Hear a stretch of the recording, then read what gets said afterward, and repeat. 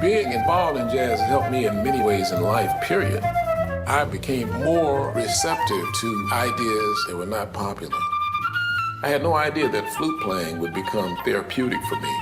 I carry my flute around everywhere I go because it actually becomes a panacea. It gives me relief, calmness, tranquility.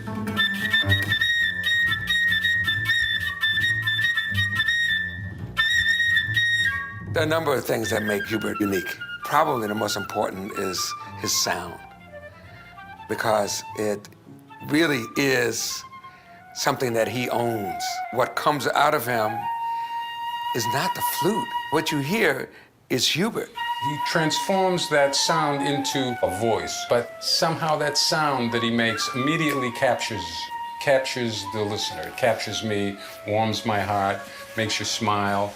I mean, he could just as well be singing.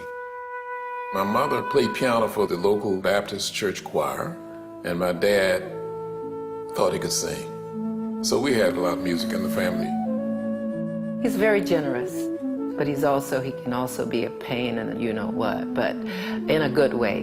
He's very strict when it comes to rehearsals, practice. I got my first flute while I was in high school, and I went around 2 days without even being able to make a sound off that thing.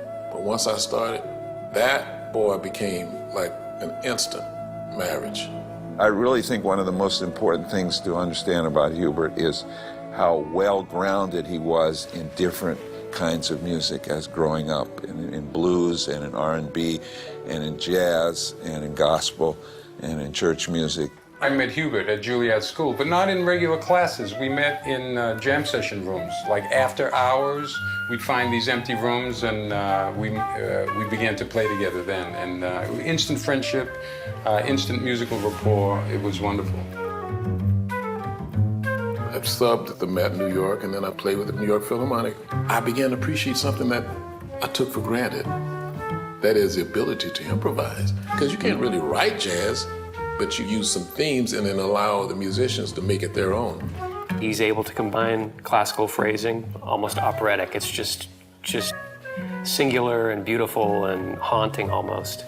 And then play, just these smoking jazz grooves. He's able to do things with the flute that you might be able to do with a trombone, slide notes up and down. I mean, that's not possible on the flute. But yet, Hubert's able to do that, bend notes and turn the flute into like an extension of his inner voice.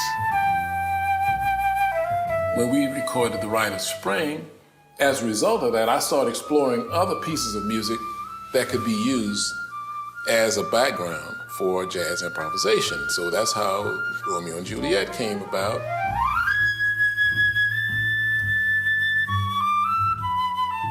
You bridge the gap right away just by using a theme that's familiar to the general public.